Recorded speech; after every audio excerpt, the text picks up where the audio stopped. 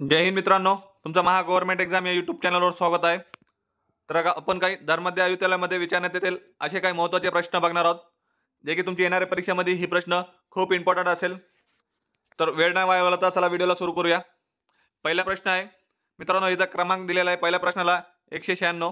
तर आतापर्यंत आपण काय 195 प्रश्न झालेले आहे. आता हा 196वा प्रश्न आहे. तर जे कुणाला मागचे प्रश्न पाहिजे असेल तर त्यांनी यूट्यूबवर जाऊन चॅनलवर जाऊन प्लेलिस्ट धर्माध्याय आयुक्तालयाचे पाहू शकतात. मागचे प्रश्न दिलेले आहेत त्याच्यात, किंवा शेवटी व्हिडिओचे आय बटनवर क्लिक करून ते पण पाहू शकतात तिथे पण.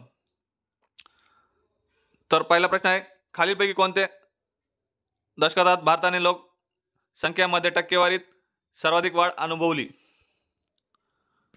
खालीलपैकी कोणत्या दशकात भारताने लोकसंख्यामध्ये सर्वाधिक वाढ अनुभवली?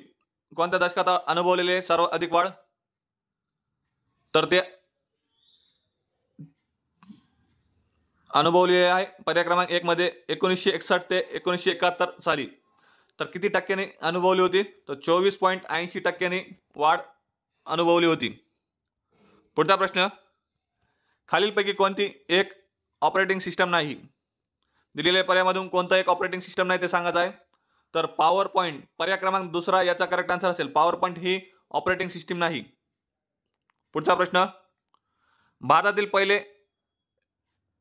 वर्टिकल लिफ्ट सी ब्रिज खालीलपैकी कोणत्या राज्यात आहे? कोणत्या राज्यात आहे? तर ते आहे वर्टिकल लिफ्ट सी ब्रिज कोणत्या राज्यात आहे? तर ते तमिळनाडू या राज्यात आहे. पर्याय क्रमांक 2 याचा करेक्ट आन्सर असेल. तर ती तमिळनाडू कोणत्या ठिकाणी आहे? मंडपम या ठिकाणी आहे. हा रेल्वे ब्रिज आहे, रेल्वे पूल आहे. याची लांबी किती आहे? तर 2.05 किलोमीटर. पुढचा प्रश्न, भारतीय राज्यघटनेचे प्रस्तावनेत न्याय या संदर्भात खालीलपैकी कोणता शब्द उल्लेख आहे? कोणता उल्लेख आहे? तर आर्थिक. पर्याय क्रमांक 4 याचा करेक्ट आन्सर असेल. पुढचा प्रश्न, भारताचे 2011च्या जनगणनेनुसार बिहारची साक्षरता दर किती आहे? भारताचे 2011च्या जनगणनेनुसार बिहारची साक्षरता दर किती आहे? तर ती आहे 61.80%. तर मित्रांनो तुम्ही सांगा, भारतात त्या कोणत्या राज्यात पहिले 3 राज्य आहे ज्यांची सर्वाधिक साक्षरता आहे? तर कोणता आहे? पहिला केरळ हा राज्य आहे, दुसरा लक्षद्वीप, तिसरा मिझोरम. तर केरळची किती टक्के आहे? तर 94%.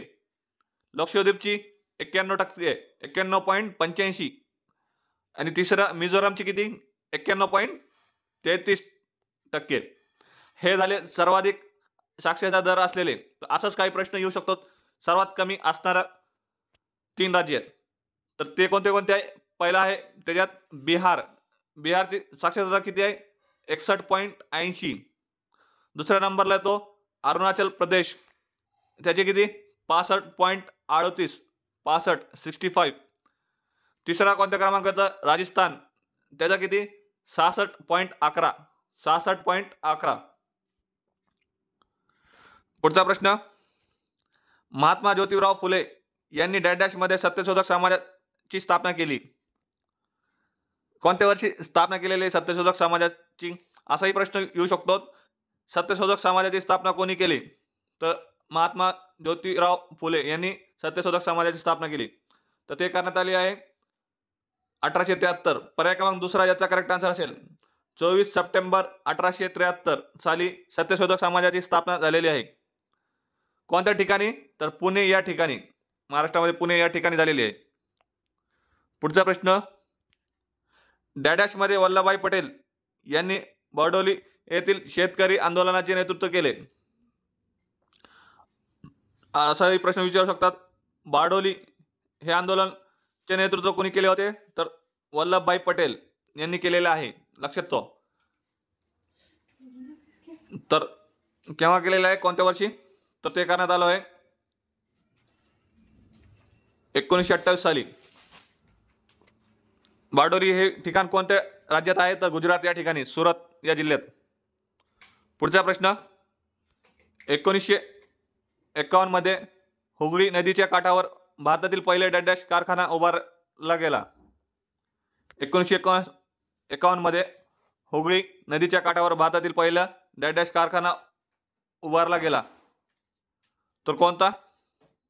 तर इंग्रज कारखाना हे उभारला गेला होता. पुढचा प्रश्न, ब्रह्मपुत्रा नदी अरुणाचल प्रदेश पोहोचल्यावर तिला डॅश डॅश या नावाने ओळखले जाते? कोणत्या नावाने ओळखले जाते ब्रह्मपुत्रा नदी अरुणाचल प्रदेशमध्ये पोहोचल्यावर? तर त्याला दिहांग, पर्याय क्रमांक 3 याचा करेक्ट आन्सर असेल. दिहांग या नावाने ओळखले जाते. तर याचा उगम कुठे होतं? मानसरोवर तिबेट या ठिकाणी होतं. याची एकूण लांबी किती आहे?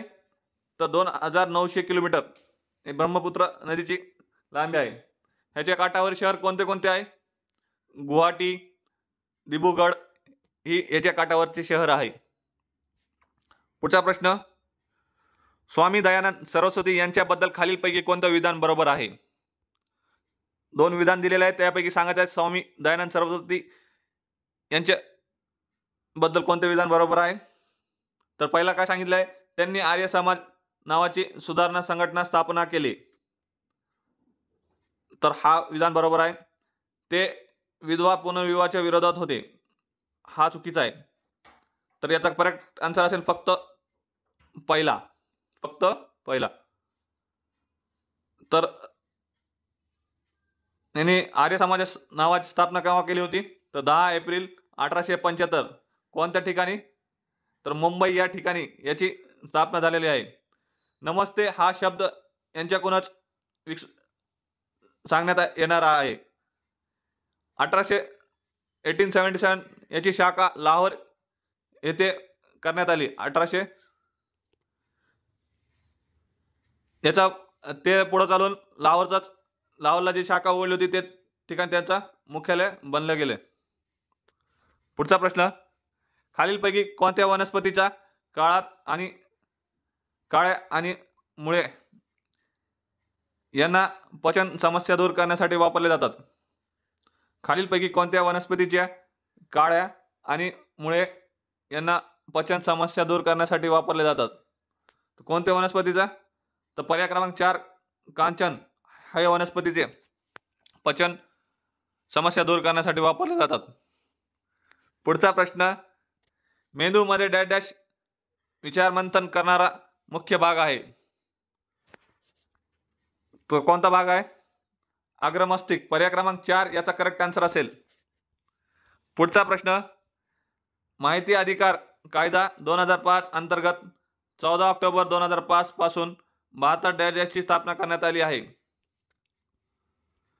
माहिती अधिकार कायदा 2005 अंतर्गत 14 ऑक्टोबर 2005 पासून भारतामध्ये डॅश डॅशची स्थापना करण्यात आलेली आहे. कशाची स्थापना करण्यात आली आहे? तर केंद्रीय माहिती आयोग. पर्याय क्रमांक 2 याचा करेक्ट आन्सर असेल. तर केंद्रासाठी जे काम करणं ते कोणत्या कलमामध्ये दिलेलं आहे माहिती आयोग? तर ते कलम 12 मध्ये सांगण्यात आलेलं आहे. आणि राज्यामध्ये काम करण्यासाठी ते कोणत्या कलमामध्ये सांगण्यात आलेलं आहे? तर कलम 15 मध्ये. राज्यासाठी कलम 15 आणि केंद्रासाठी कलम 12. पुढचा प्रश्न, खालीलपैकी कोणी रत्नागिरी येथे हिंदू धर्मातील सर्व जातीसाठी खुले असलेल्या पतित पावन मंदिर बांधले? खालीलपैकी कोणी रत्नागिरी येथे हिंदू धर्मातील सर्व जातीसाठी खुले असलेले पतित पावन मंदिर बांधले? कोणी बांधलेले आहे? तर हे बांधण्यात आलेले होते वी सावरकर यांच्याकडून. पर्याय क्रमांक 4 याचा करेक्ट आन्सर असेल. पतित पावन मंदिर कोणत्या ठिकाणी आहे असा प्रश्न येऊ शकतो? तर रत्नागिरी या ठिकाणी. पुढचा प्रश्न, भारतीय राज्यघटनेतील खालीलपैकी कोणता अनुच्छेद हा राज्यघटनेच्या प्रारंभीचा नागरिकत्वाशी संबंधित तरतुदीचा संदर्भात आहे? कोणत्या भारतीय राज्यघटनेतील खालीलपैकी कोणता अनुच्छेद हा राज्यघटनेचे प्रारंभीचे नागरिकत्वाशी संबंधित तरतुदीची संदर्भात आहे? तर कोणत्या अनुच्छेदमध्ये आहे? तर ते आहे अनुच्छेद 5. पर्याय क्रमांक 2 याचा करेक्ट आन्सर असेल. Thank you friends. जर व्हिडिओ आवडला असेल तर लाईक करा, शेअर करा आणि असेच प्रश्न पाहण्यासाठी चॅनलला सबस्क्राईब करा. Thank you so much.